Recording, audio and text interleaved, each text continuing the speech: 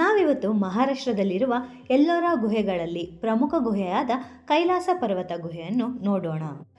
ಕೈಲಾಸ ಪರ್ವತದಲ್ಲಿ ಅತ್ಯದ್ಭುತವಾದ ಶಿವ ದೇವಾಲಯವಿದ್ದು ಇದು 1250 ವರ್ಷಗಳಷ್ಟು ಹಳೆಯದಾಗಿದೆ.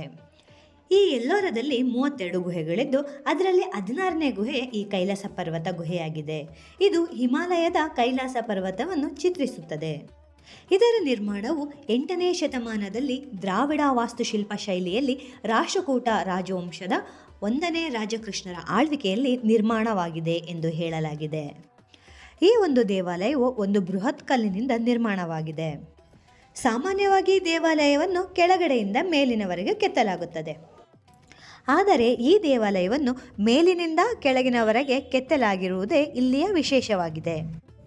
ಗರ್ಭಗುಡಿಯ ಮೇಲಿರುವ ಎತ್ತರದ ಗೋಪುರ ಮತ್ತು ಶ್ರೇಣೀಕೃತ ಪಿರಮಿಡ್ ರಚನೆಯು ದಕ್ಷಿಣ ಭಾರತ ದೇವಾಲಯ ವಾಸ್ತುಶಿಲ್ಪದ ವಿಶಿಷ್ಟ ಲಕ್ಷಣವಾಗಿದೆ.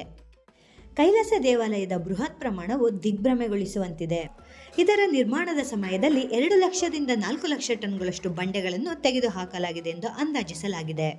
ಈ ದೇವಾಲಯವು ಸರಿಸುಮಾರು 269 ಅಡಿ ಉದ್ದ, 151 ಅಡಿ ಅಗಲ ಮತ್ತು 107 ಅಡಿ ಎತ್ತರವನ್ನು ಹೊಂದಿದ್ದು ಇದು ವಿಶ್ವದಲ್ಲಿಯೇ ಏಕಶಿಲಾ ಬಂಡೆಯಿಂದ ರಚಿತವಾದ ಅತೀ ದೊಡ್ಡ ರಚನೆಯಲ್ಲಿ ಒಂದಾಗಿದೆ.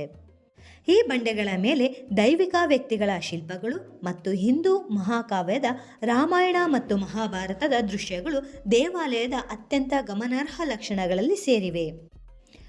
ದೇವಾಲಯವನ್ನು ಧಾರ್ಮಿಕ ಸ್ಥಳವಾಗಿಯೂ ಮಾತ್ರವಲ್ಲದೆ ಪ್ರಮುಖ ಸಾಂಸ್ಕೃತಿಕ ಮತ್ತು ಆಧ್ಯಾತ್ಮಿಕ ಪಾಠಗಳನ್ನು ತಿಳಿಸುವ ನಿರೂಪಣಾ ಸ್ಥಳವಾಗಿಯೂ ಮಾಡಲಾಗಿದೆ. ಜೀವನದಲ್ಲಿ ಒಂದು ಸಾರಿಯಾದರೂ ನೋಡಲೇಬೇಕಾದಂತಹ ಸ್ಥಳ ಇದಾಗಿದೆ. ಎಲ್ಲೋರಾದಲ್ಲಿ ಎಲ್ಲ ಗುಹೆಗಳಿಗೆ ಹೋಲಿಸಿದರೆ ಈ ಗುಹೆ ಅತಿ ದೊಡ್ಡ ಗುಹೆಯಾಗಿದೆ.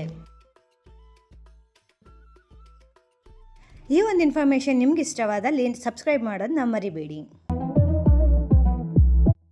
Thank you for watching.